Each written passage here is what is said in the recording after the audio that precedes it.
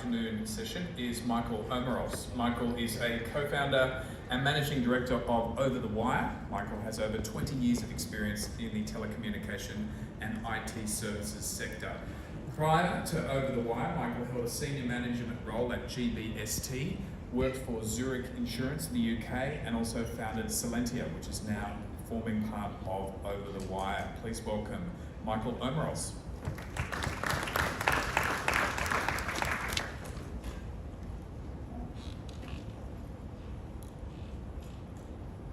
Great. Thank you, everyone. Good afternoon, and thanks to Graham and the CommsDay team for the invitation to speak. So first time speaking at the CommsDay Summit, and given that Over the Wire is not probably widely known across the audience here, Graham made a fantastic suggestion that I take the opportunity to tell you a little bit about who we are, what we're trying to achieve, and based on where we think the future of telco lies.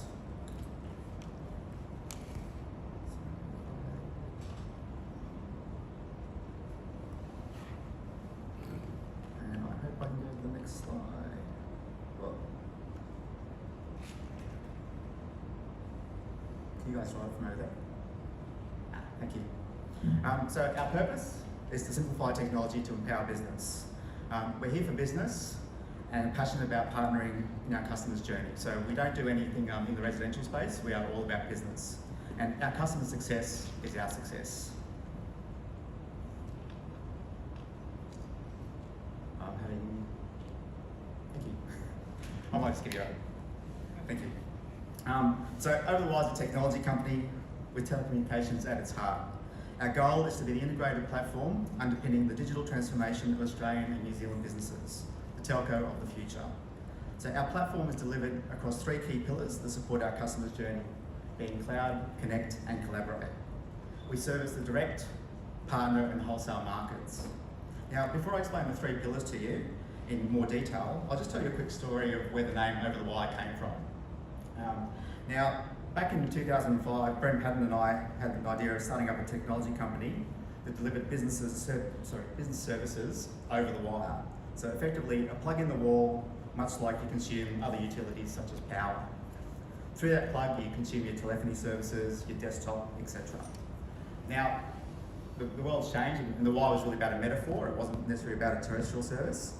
But interestingly, after about sort of 15 years since that idea came about, we've sort of seen finally that connectivity and certain services are maturing enough that we're getting to the point where that customer experience is like it is when it was sort of like that tin in the back room. Are we there? No, but I think we're getting a lot closer. And a lot of the discussions we've been having around the improvements in the connectivity, whether it be the terrestrial services, NBN, whether it be sort of satellite, 5G, etc., are definitely helping us. But enough reminiscing. I'll get back to why I'm here and tell you about the first pillar, which is cloud. So hybrid and multi-cloud deployments are rapidly becoming the norm to support business outcomes. And security and data sovereignty are paramount for specific workloads. So Over the Wire has multiple locally hosted infrastructure nodes connected to the Over the Wire core network, offering solutions across cities and regional centres. Our platform is designed to provide customers and partners with the elastic operating expense model that you see in the public cloud, but without sacrificing sovereignty and security. Now, sovereignty and security is something that we've heard a lot sort of over the last day and a half. I promise I won't mention 5G in this conversation, but definitely sovereignty and security are really important. Now, we have two effectively cloud platforms. We have an SME to mid-corporate offering, and our availability zones for that one are in Brisbane, Sydney, Melbourne, Perth, and Adelaide. We've also got an enterprise and government offering that's currently has multiple availability zones in Brisbane, and through the next financial year we plan to extend that through to Sydney and Melbourne.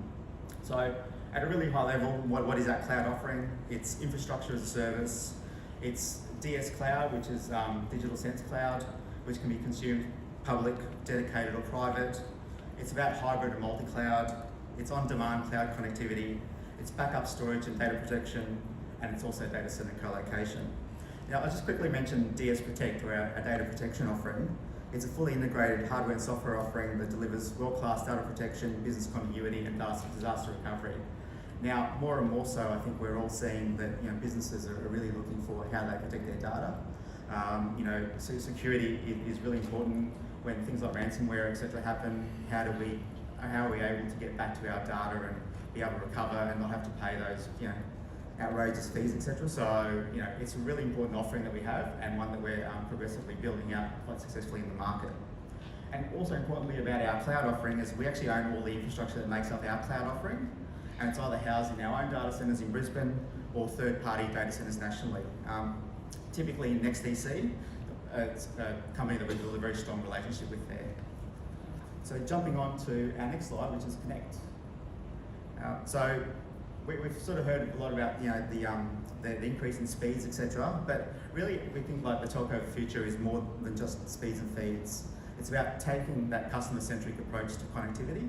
And I've heard sort of in a number of the speeches today that whole element about making it about the customer outcome is really important, and it really is. And it's something that at Over the Wire we've sort of done since day one.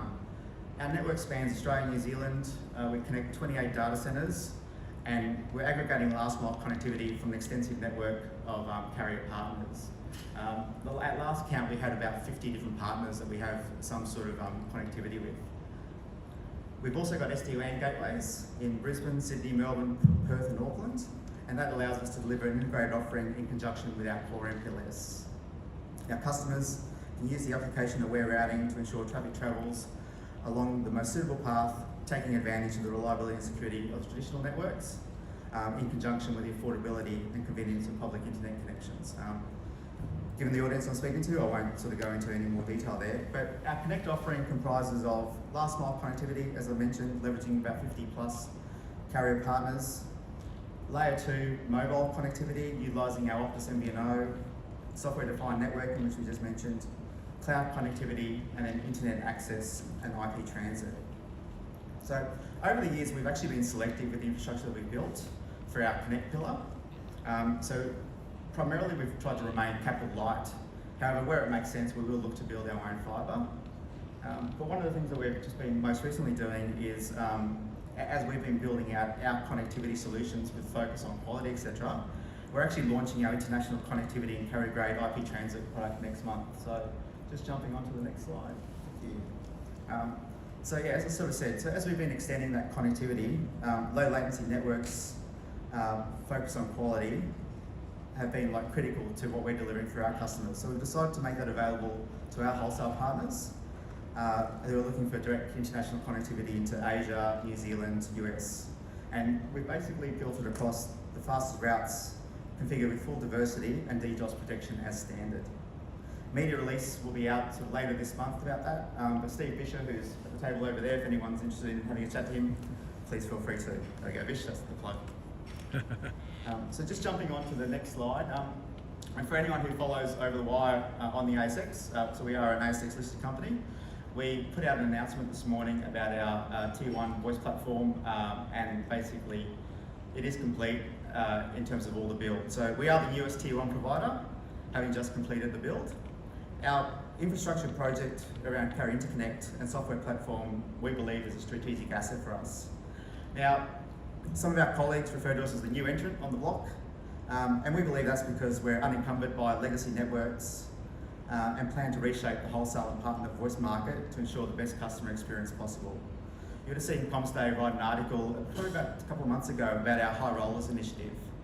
So it's one where we've already onboarded our first member, and for voice providers that have significant voice volumes, partnering with Over the Wire absolutely delivers a win-win outcome. Our first member is just absolutely over the moon with what they've been able to offer. And it's not only just commercially, it's just even in the engagement, in the APIs, just making their business a lot easier to run.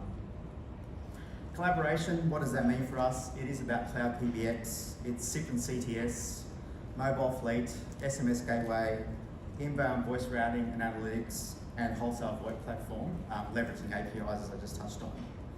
Now, in terms of a spotlight and porting, which, so not talking about 5G, not giving you my 3 points of what I'm going to talk about today, but porting is something that we really do need to speak to. So I'm here talking to you about a collaborate pillar. However, fixed line porting just doesn't resonate with collaboration in Australia. Porting absolutely remains a challenge. Something that's so simple in the mobile world is extremely painful with fixed line. I think you need to speak to any of the providers that have to do porting in this country, and it is extremely painful.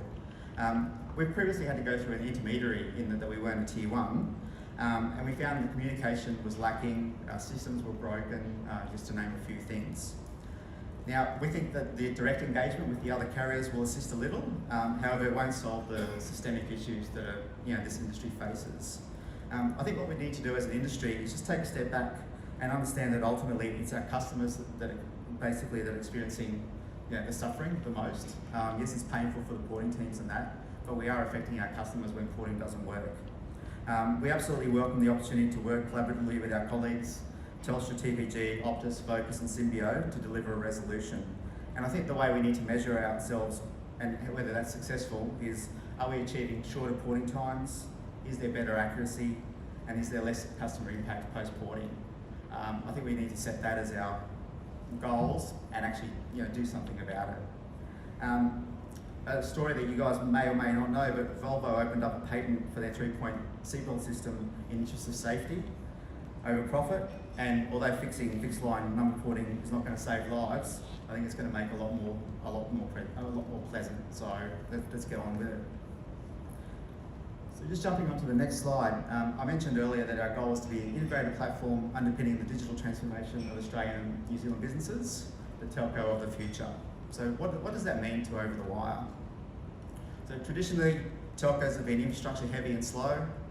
The future telco has to be asset light in certain areas in order to be able to adjust with shifts in technology. And it's been a theme that's sort of been mentioned in a couple of the other speeches. Infrastructure is absolutely still required, and ownership makes sense at times. However, being able to work in a confederated model and build only what adds value to the customer outcome remains critical in order to keep up with the pace of change. Commoditisation of certain elements of telco, especially data and voice. I mean, Phil was definitely talking about that in the last conversation there. Means that gross margins are decreasing, yet our customers are continuing to expect more. So customer experience is still paramount and remains a competitive battleground. So not historically a strong point for our industry. The little graph there that you see at the bottom is actually over the wire's retention of revenue across customers for the last 6 years. We've sort of averaged about 98%. We can publish things like NPS, etc. But I don't know about you guys, I think we've all been at the other end of an NPS call where your account manager rings you and gives you the warning that's coming in. Nothing tells you about customer retention that when your customers actually stay with you, and that's why we actually publish that. Automation, self-serve capability and AI are becoming critical though, as we have to ensure that the experience is world-class, but the cost base is controlled.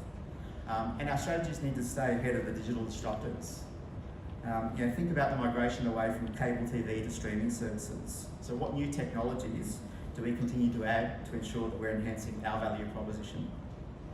Businesses are digitising, and that means the quality of the connectivity and the importance of hosting is mission critical to them. It's absolutely an essential service, and I think businesses would live without water and power, although they do need the power, before they live without their internet and telephony.